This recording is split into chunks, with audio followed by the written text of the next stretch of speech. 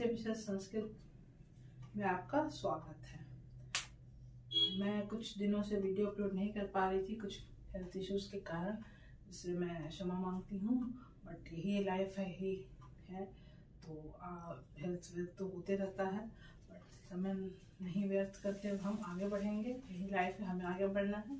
तो आज का नेक्स्ट टॉपिक है हमारा, वो है परिभाषा प्रकरण।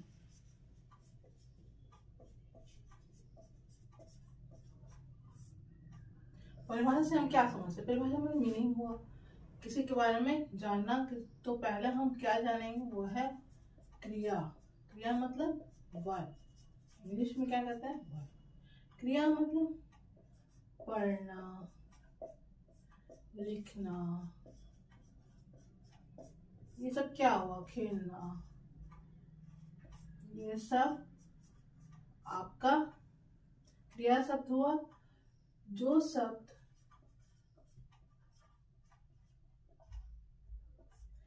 किसी कार्य का होने का बोध कराए, उसे हम क्रिया कहते हैं।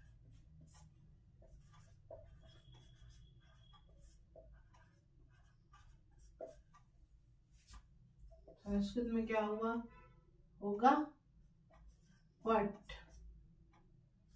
लिख, ग्रिड,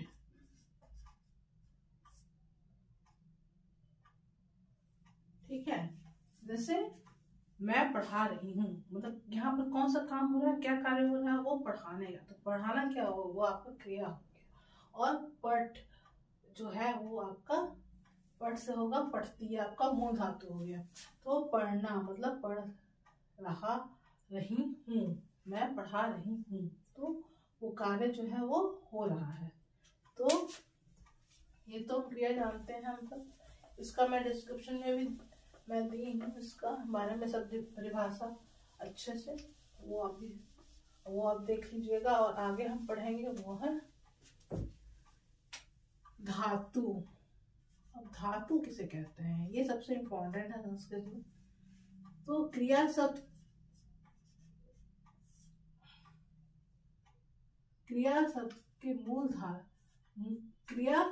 के मूल प्रकृति को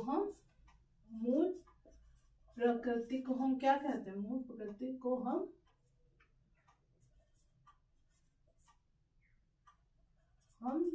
धातु कहते हैं।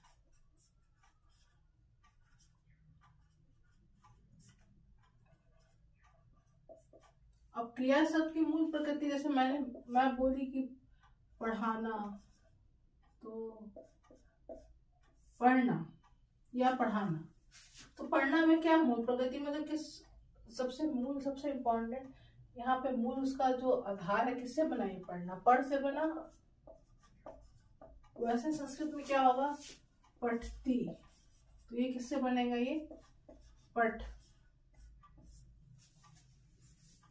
आपका मतलब और मीनिंग एक ही है, पढ़ना। ये संस्कृत में हुआ, ये हिंदी में हुआ। तो क्रिया शब्द की मूल प्रकृति को हम धातु कहते हैं। तो उसका मूल प्रकृति क्या हो, पठ, यही हमारा धातु है। जैसे हम कहते हैं धातु रूप याद करो, धातु रूप याद को पठ, तो पठ का धातु रूप याद करो, बालक का धातु रूप याद करो, वही धातु मैं समझाना आपको चाह रही हूँ। आगे हम जानेंगे वो है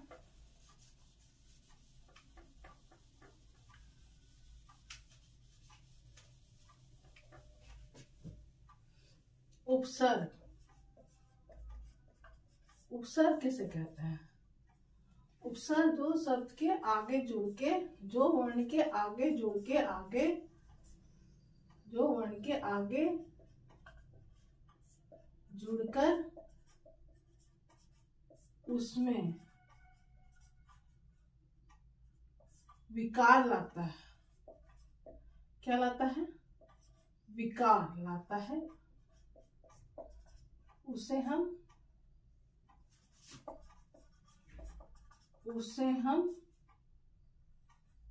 उपसर्ग कहते हैं।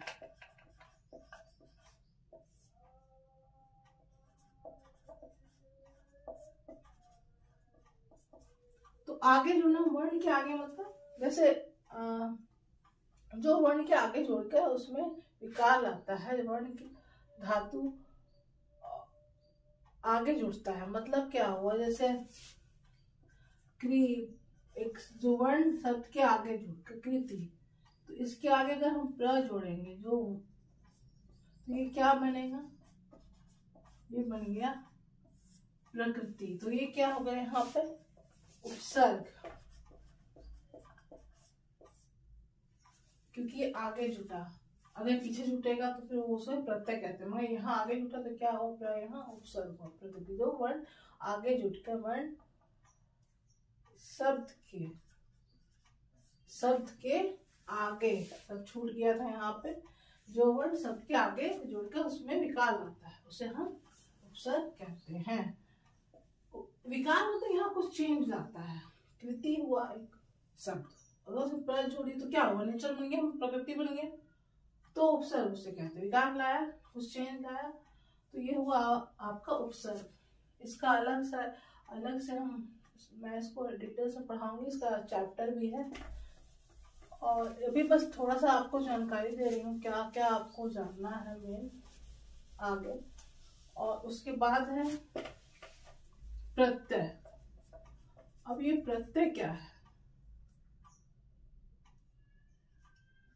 प्रत्यय जो वर्ण शब्द के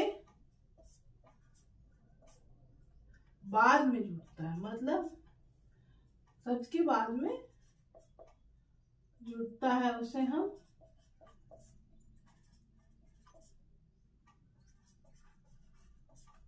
हम प्रत्यय कहते हैं।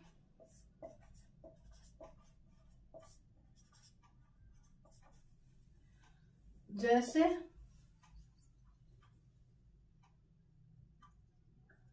आ, ग, छ, ती, तो ये यहाँ क्या हुआ, ती, ये आपका यहाँ हो गया प्रत्यय। ठीक है, तो आगच जोड़ ती, अगर इसको हम तोड़ेंगे तो कैसे टूटेगा, इसका संधि विच्छेद कर आगच जोड़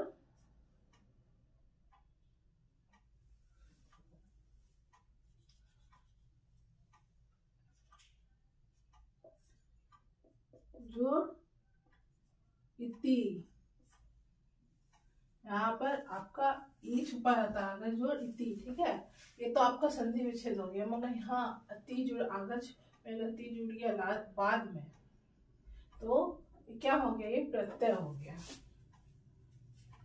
और भी है एग्जाम्पल जो आपका उदाहरण में आपको मैं दूंगी।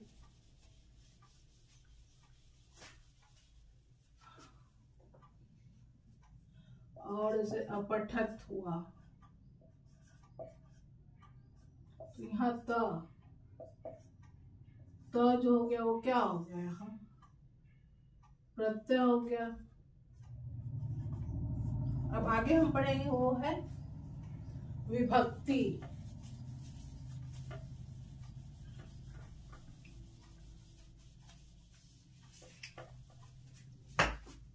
ती, त, अंति, ये हुआ आपका विभक्ति। जो जैसे पठती, जो पठती, पठता, पठंती,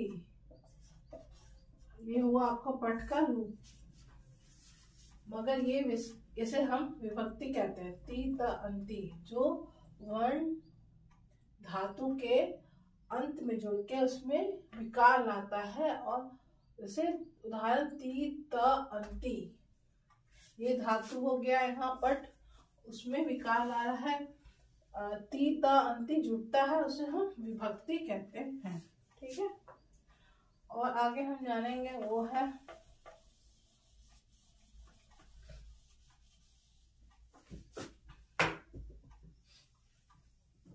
वो क्या है, पहला हमारा संधि। संधि तो मैंने आपको पढ़ाया है पहले भी।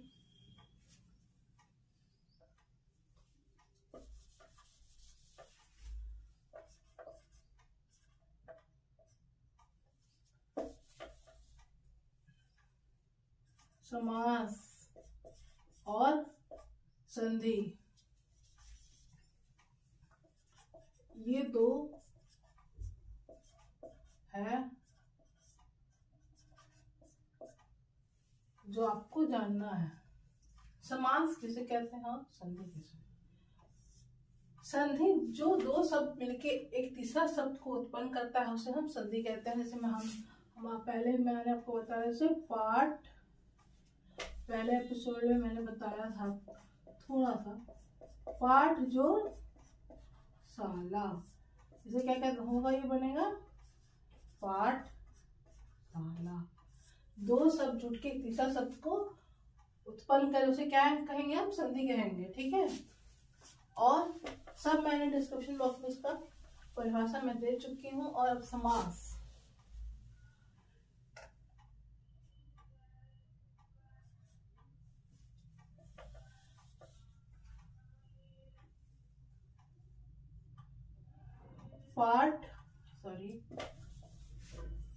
पाठशाल्यम,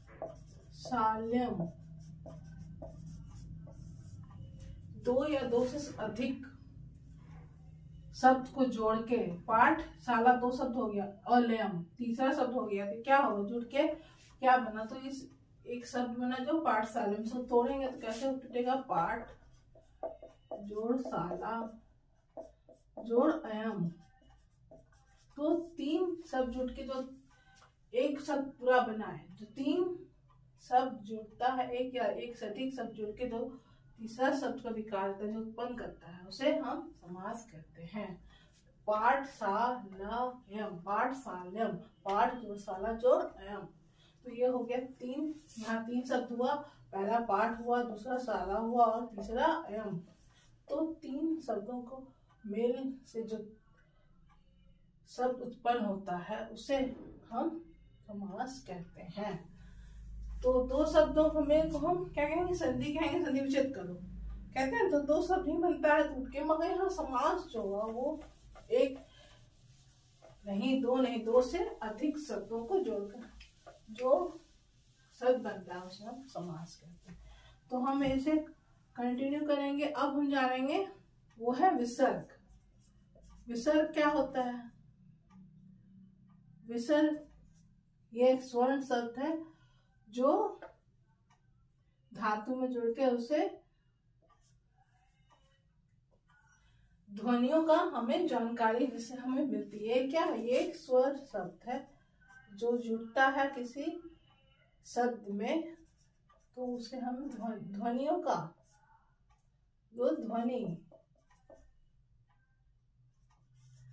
से जिससे हमें जानकारी हो, ध्वनियों का जिससे हमें ध्वनि,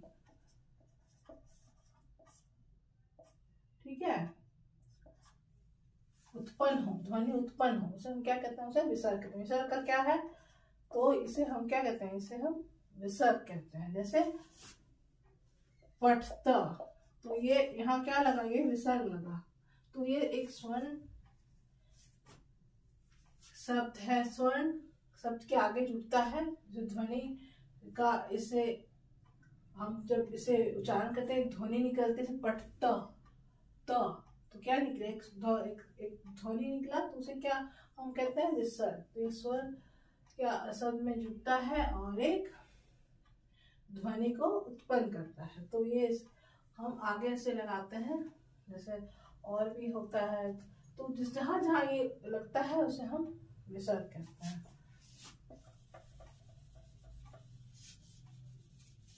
और हमारा आज का चैप्टर जो कंक्लूजन होगा वो है हलंत। हलंत तो मैंने आपको पहले ही बताया है, वो है वर्ण स्वरहीन, जो स्वरहीन वर्ण होता है उन्हें बनाने में, स्वरहीन वर्ण को हम उसे कैसे जोड़ के बनाते हैं, उसे वहां हम हलंत यूज करते हैं। जैसे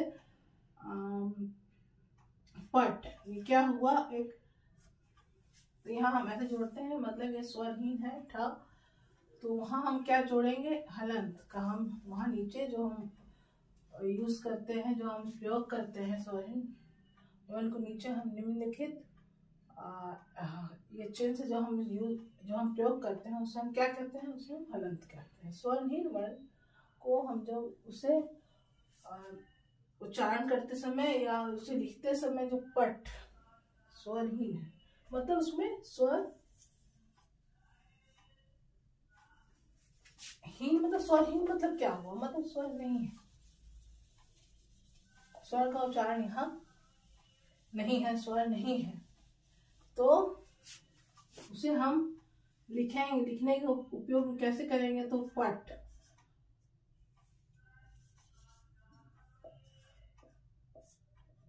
तो यहाँ ठ जो हुआ वो स्वर्णहीन हुआ, तो यहाँ हम नीचे उसे क्या चिन्ह को उपयोग किया, वो है हलंत, तो उसे ही हम हलंत बोलते हैं। ये चिन्ह को हम क्या कहते हैं, हलंत।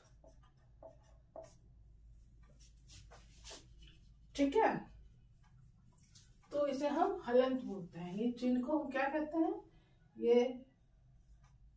ये जो चिन्ह है इसे हम हलंत कहते हैं। ठीक है, तो स्वर्णहीन को हम जब उच्चारण करते हैं, जब लिखते हैं, जो हम उसको उपयोग करते हैं,